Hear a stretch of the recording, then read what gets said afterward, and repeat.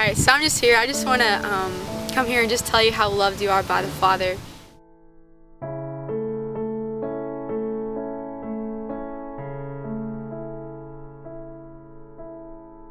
You see, I grew up in church my whole entire life, okay? And not only did I grow up in church, but I even led events. I was on the youth leadership team. I led the Christian club at school and did all these cool things, went on mission trips. But even in all of that, I didn't know the love of the Father. I didn't know that God as a father and God as a best friend and God as a daddy, I didn't know the relationship between a daughter and a father when it comes to the Lord. And it actually didn't happen until after Africa.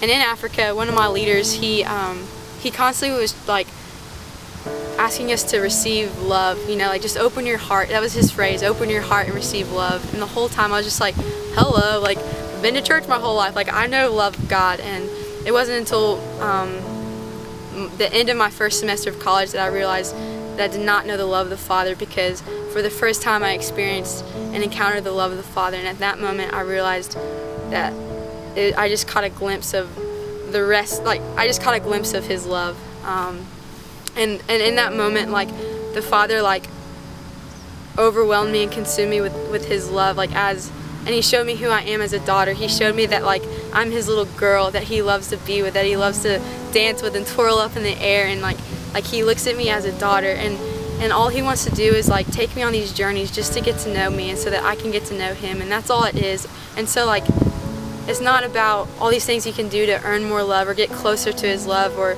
things you do to stray away from that love. He loves you the same yesterday as He does today. And that verse in Ephesians, it talks about how deep, how wide, how long the love of God is, and it's so big, and God just gave me this picture of just floating, just resting in this ocean, just chilling in the love of the Lord. It's so good and it's so big. You look and it's it goes farther than that, or you go deep, and just when you think you've gone so deep with the Lord, He takes you that much deeper with His love. I just want to stress that this isn't just for the unbelievers, this is for the believers too, because even I grew up in church and preached all this stuff, but I preached about the love of the Lord. I knew it up here, I could tell you the scriptures about it, but I didn't know it in my heart at all, because I never opened my heart up to that. I was never vulnerable and intimate with the Lord. I desired that, but I didn't actually do it. I desired and strived after the love of the Lord, but I never opened my heart. It's a scary step, but once you finally open your heart, it's this whole new realm opens up, and it's the realm of the Lord, of His love and His goodness.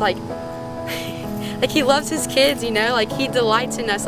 He loves to just hang out with us and sit by waterfalls and go on walks, or go on a drive, or go to work, whatever it is you do. The Lord loves to watch you do it. He loves to be a part of it. He wants to be a part of it. Every single moment of every single breath of every single instance of life, He wants to be a part of it, because He loves His kids, and He's a good dad. He's a good dad that gives good gifts, and He doesn't just leave you astray. He doesn't abandon you. He's not this dude on a cloud wanting to strike you down after doing something wrong.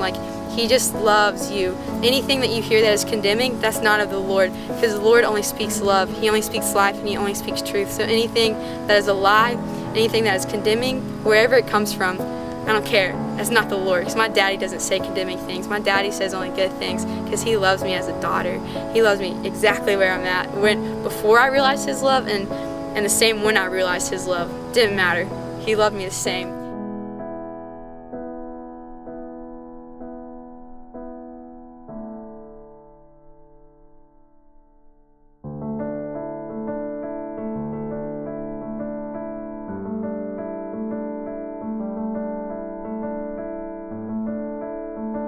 You want to know something really awesome? Because of Jesus and because of the love of the Father, sin no longer has a hold on me. And sin no longer has a hold on you. You know what that means? As you abide in Jesus and as you receive His love, naturally, you don't even desire sin. Naturally, you don't even sin doesn't even have a hold on you unless you allow sin to. Because Jesus died and He murdered sin. Every bit of sin, every bit of evil, every evil thought, every every sin that you can think of, Jesus utterly murdered on the cross. Jesus died so that I didn't have to hold on to sin anymore. He died so that I can enjoy life and enjoy Him. He died so that I can feast on the abundance of His house and drink of the rivers of His delights, so that I can be full of joy. He died so that I can delight in the love of my dad, and so that I can receive more love and just rest in the love of the Father. And as I rest in the love of the Father, as I rest in the finished work of the cross, then sin's nothing, man. Sin's beat, sin's dead. In fact, I used to struggle with depression, okay, my entire life. I had to take medicine for depression, right? And then one day the Lord was why the only reason depression is continuing to have a hold on you is not because it's something in your brain or the way you're wired. No, depression is a sin, and I killed depression on the cross, so the only reason depression is still having a toll on you is because you're choosing to abide in depression and not abide in the finished work of the cross, instead of abiding in the joy of the Lord and the love of Jesus Christ, and so man, I can say that I'm free from depression because number one, Jesus died for it, and I finally decided to say, hey, Jesus, I choose to believe in that you died so that I didn't have to be enslaved to depression anymore. I'm no longer condemned. Sin is dead, and I'm alive to Christ. I'm no longer dead, but I'm alive. I'm a new creation, so I'm no longer bound to depression. I'm no longer bound to any sort of sin, and neither are you unless you choose to do so. How magnificent is the love of the Father that I'm free. I'm completely set free because the Dad loves me. Dad loves me so much, and I'm so free from that, and all I have to do is just receive. All I have to do is accept that. There's nothing to it, man. Jesus is so simple. We complicate Him too much, and we make it about all the things we gotta do to clean up our life, and Jesus is no, just receive. I did it all for you because I love you so much. Just receive it, just accept it, I love the story of Zacchaeus, Zacchaeus is up in this tree hiding from Jesus, right? And Jesus is yo, Zacchaeus, come on down, buddy, come here. And Zacchaeus climbs down and stuff. And remember, Zacchaeus is a tax collector. He took money from people. He was just mean. He was a mean dude, And all Jesus does is hang out with him. Zacchaeus just encounters the Father. He encounters Jesus Christ. And after encountering Jesus Christ, he went and gave all the money back that he took from people. And it wasn't because Jesus said, hey, Zacchaeus, pretty bad dude, I can't believe you're doing this, you should probably not do this, and if you want to receive me, if you want to accept me and be cool with me, be tight with me, then you should probably go give this money back. No, it was a change of heart just by simply encountering the Father, just by encountering Jesus Christ. Then Zacchaeus' heart changed, not because of anything Jesus did or said, but just by encountering the Father. Then everything else changed. He encountered the love of Jesus. Jesus loved him enough to sit with a tax collector, to sit with a sinner. And as he sat and experienced and encountered love, then everything else naturally changed from the inside out. Isn't that beautiful? It's so simple and it's so easy. It's just receive. Open your heart, open your hands, and receive the love of the Father. It's done, it's finished. You're no longer bound to sin. It's dead. Why abide to something that's dead? Abide to something that's alive. Jesus Christ.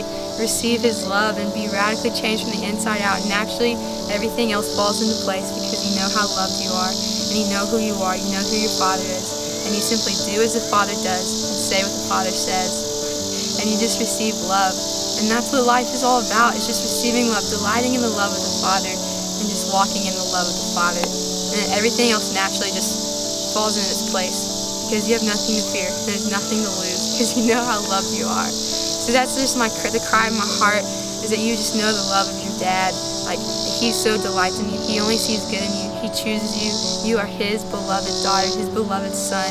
He's not disappointed in you. He's so proud of you. Even if you're not proud of yourself, the Father's proud of you because He's a good dad, and He sees only good in His sons and daughters.